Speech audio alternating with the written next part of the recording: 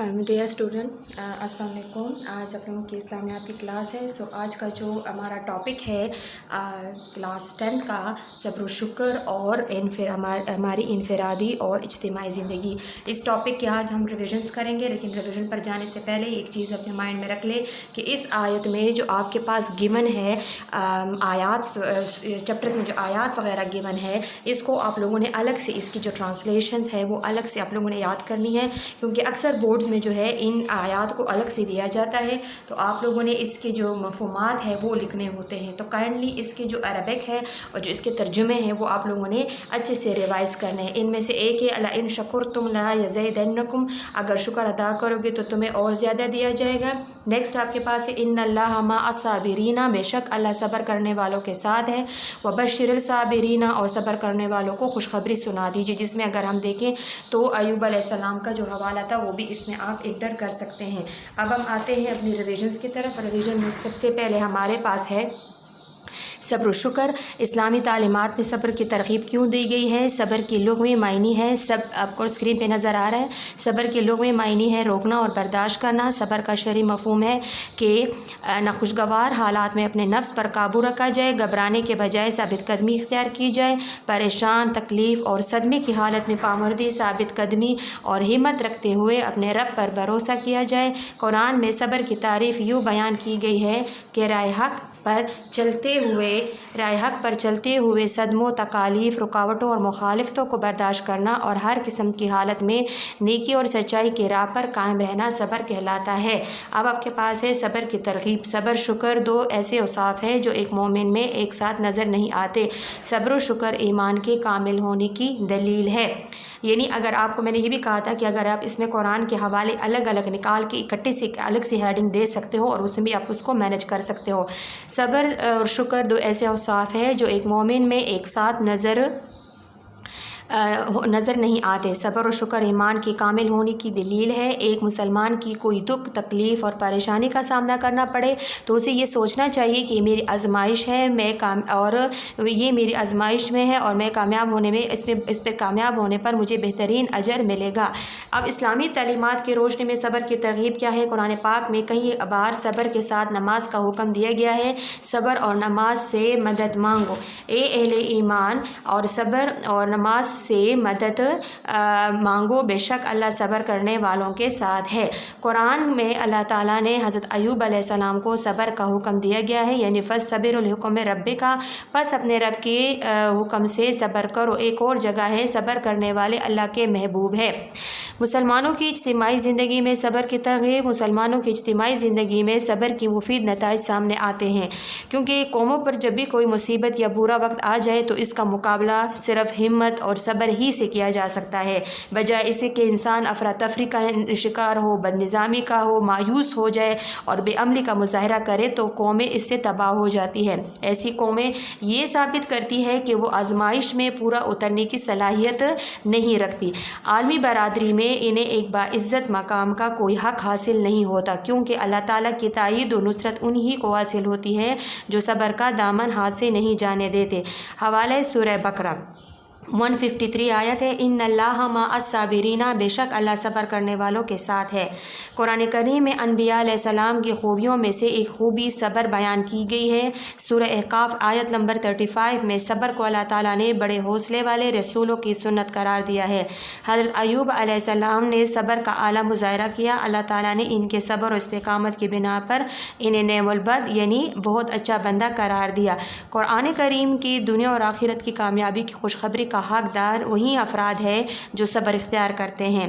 قرآن ارشاد وبشر الصابرین یعنی سورہ البقرہ 155 میں پڑھائی اور صبر کرنے والوں کو خوشخبری سنا دیجیے. اب ہم احادیث کا حوالہ دیں گے کہ صبر حدیث میں ہے کہ صبر میری چادر ہے، صبر جنت کے خزانوں میں سے ایک خزانہ ہے، صبر کشائش کی چابی ہے. کہوں میں اللہ پر ایمان لایا پھر اس پر ثابت قدم رہا، پھر صبر روشنی ہے. آگے ہمارے پاس ہے بزرگوں کے ارشاد ہے کہ حضرت علی رضی اللہ عنہ کا ارشاد ہے کہ صبر ایمان کا سرچشمہ ہے، جب تک صبر ہے اور جب تک صبر ہے ایمان ہے، جب صبر گیا تو ایمان گیا۔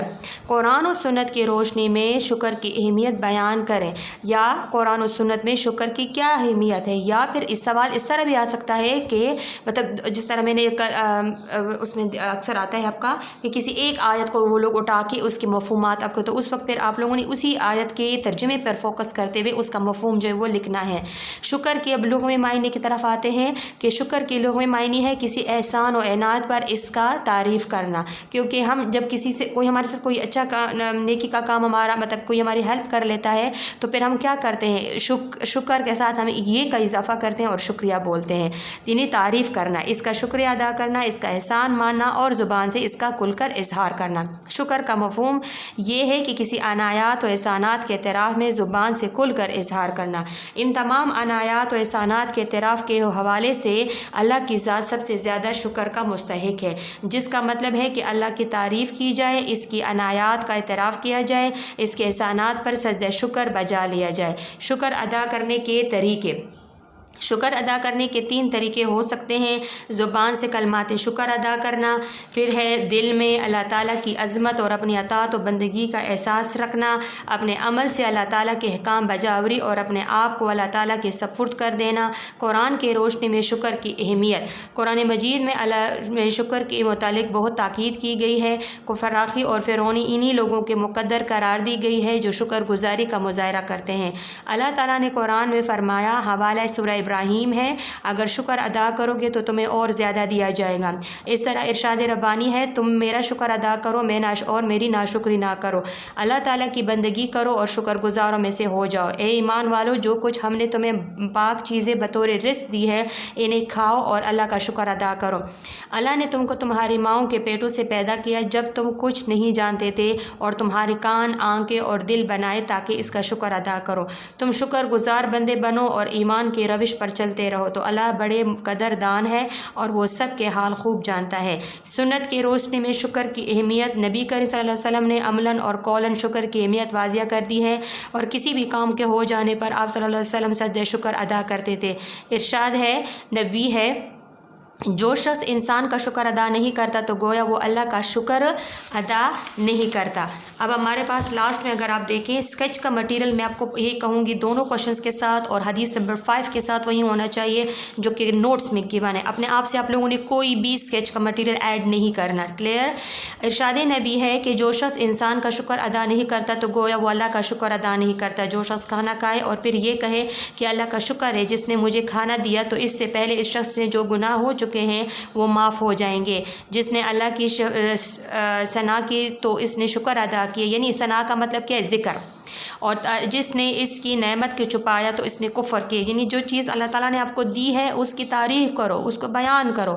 حضرت عمر رضی اللہ عنہ نے نبی کریم صلی اللہ علیہ وآلہ وسلم سے پوچھا کہ ہم کون سا مال جمع کریں؟ نبی کریم صلی اللہ علیہ وآلہ وسلم نے فرمایا، ذکر کرنے والی زبان اور شکر کرنے والا دل۔ اب ہمارے پاس اس میں حدیث نمبر 5 ہے جو آپ کے پاس ٹاپک میں ہے۔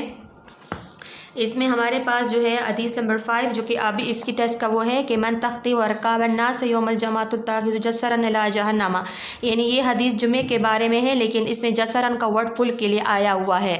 اب ہم آتے ہیں کہ جو شخص جمعے کے دن لوگوں کی گردنوں میں سے پلانگ کر گیا تو اس نے گویا جہنم کی طرف پل بنایا۔ جس میں بیسکلی نماز جمعہ کے آداب ہے جو کہ انسانی جیسے جمعے کے موضوع تو نماز جمعہ کو بنایا گیا ہے، لیکن بیسکلی اس میں ہر وہ جگہ جہاں پہ علم کی مجلس ہوتی ہے یا جس کا تعلق انسانوں کے ساتھ ہوتا ہے تو وہاں پہ یہ آداب کو خیال رکھا گیا ہے۔ جیسے یہاں پہ کہ اس حدیث میں جمعے کے آداب میں مجلس، احترام انسانیت، تہذیب و سلیقہ اور نظم و ضبط کی طرف سے توجہ دلائی گئی ہے۔ معاشرے کی مندرجہ ذیل تمام خوبیوں کے بارے میں جامعہ تعلیم دی گئی ہے۔ جیسے نماز جمعہ ہو رہا ہو اور کوئی دیر سے وہاں پہ پہنچ جاتا ہے تو بجائے کہ وہ آگے جانے کی کوشش کرے، وہ لوگوں کے سروں سے پلانگ کر آگے جاتا ہے تاکہ میں آگے صف میں کھڑا ہو جاؤ، تو یہ طریقہ غلط ہے اسلامی پوائنٹ آف ویو سے۔ کہتے ہیں کہ جہاں کہیں بھی نماز پڑھی جا رہی ہوتی ہے باجماعت، یا کہیں اور آپ کہیں علم کی مجلس ہو رہی ہوتی ہے، تو جہاں بھی جگہ آپ کو ملے تو مہذبانہ طریقے سے آپ لوگوں نے وہیں پر بیٹھنا ہے، اور لوگوں کے گردنوں سے پلانگ کر